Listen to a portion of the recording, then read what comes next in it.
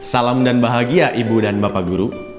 Selamat datang di modul 5 posisi kontrol. Materi kali ini adalah mendalami salah satu dari 5 posisi kontrol yang telah kita pelajari sebelumnya. Kita akan belajar tentang posisi kontrol penghukum. Kita akan bersama-sama merefleksikan praktik pembelajaran agar dapat menciptakan lingkungan kelas yang memfasilitasi murid belajar dengan aman dan nyaman.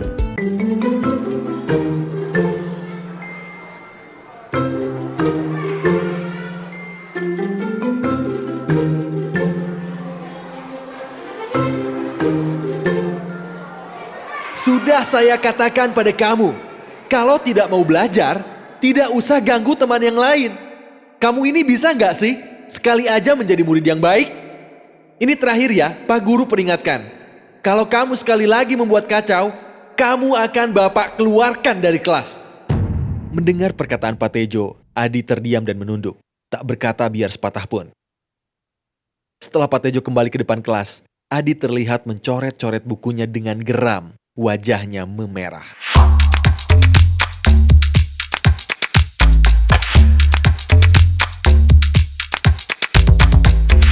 Ibu dan Bapak Guru, mari kita bedah cerita singkat Pak Tejo dan Adi tadi.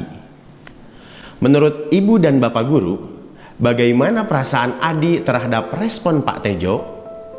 Apa yang Adi rasakan ketika dimarahi, dimaki, dan diancam di depan teman sekelasnya?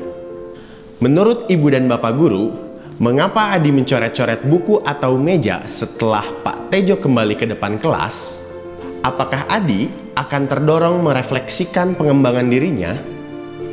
Ibu dan Bapak Guru, cerita singkat itu menggambarkan salah satu dari 5 posisi kontrol guru menurut Dain Gosen, yakni penghukum.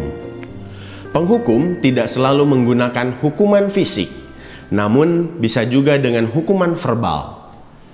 Orang-orang yang menjalankan posisi penghukum percaya bahwa sekolah memerlukan sistem atau alat yang dapat menekan murid-murid lebih dalam lagi. Dain Gosen menjelaskan, penghukum bahkan melihat pertanyaan-pertanyaan dari murid-murid sebagai penghinaan terhadap otoritas guru, bukan sebagai kesempatan berdiskusi. Penghukum merespon perlakuan negatif murid diantaranya dengan menghardik, menunjuk-nunjuk, menyakiti, dan menyindir. Polanya, penghukum akan menggunakan ancaman untuk mengatur murid-murid. Sekarang kita lihat cerita berikutnya yuk. Ibu sudah mempersiapkan permainan nih. Dari sini nanti akan ditentukan siapa yang presentasi duluan. Kalian siap? Mia, sekarang giliran kamu ya.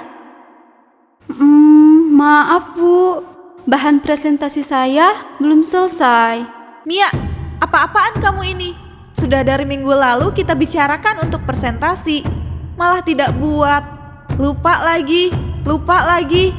Kamu kapan sih bisa ingat ada tugas?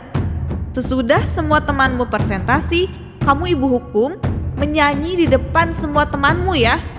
Besok kalau lupa lagi, ibu beri hukuman lebih berat. Awas. Ibu dan Bapak Guru, posisi penghukum sebagaimana diilustrasikan oleh peran Pak Tejo dan Bu Linda membuat murid merasa ingin memberontak dan menyalahkan diri sendiri. Murid kemungkinan akan merasa gagal, marah, dan mendendam atau bersifat agresif. Pada cerita sebelumnya, respon Adi setelah dimarahi Pak Tejo adalah mencoret-coret buku dengan geram. Bisa jadi itu merupakan cara Adi meluapkan emosinya karena marah, sedih, sekaligus malu. Sementara respon diperlihatkan Mia adalah wajah datar. Namun, kita tidak bisa mengetahui apa yang sebenarnya Mia lakukan untuk menyalurkan emosi negatif setelah dimarahi dan harus menjalankan hukuman yang membuatnya merasa dipermalukan. Dain Gosen juga mengatakan bahwa jika selama ini kita memandang bahwa hukuman terlihat berhasil mengubah perilaku murid, itu sebenarnya hanyalah ilusi. Penggunaan hukuman justru akan merugikan murid di jangka panjang. Dampak penggunaan hukuman akan jauh lebih merugikan dibandingkan perubahan perilaku yang bisa saja hanya terjadi sementara. Respon murid terhadap penggunaan posisi penghukum adalah "aku tak peduli". Kemungkinan lainnya, murid memang tidak akan mengulangi kesalahannya. Namun, motivasi murid tidak datang dari dalam dirinya. Motivasi di balik perbuatan itu adalah karena takut dimarahi atau takut sakit hati. Mengacu pada alasan motivasi perilaku murid menurut James Wilson yang dikutip oleh Diane Gossen, motivasi ini ada di level 1 perilaku, yakni dilakukan untuk menghindari rasa sakit. Lantas, bila yang terjadi adalah hal seperti itu, apakah sudah memenuhi tujuan belajar yang kita cita-citakan?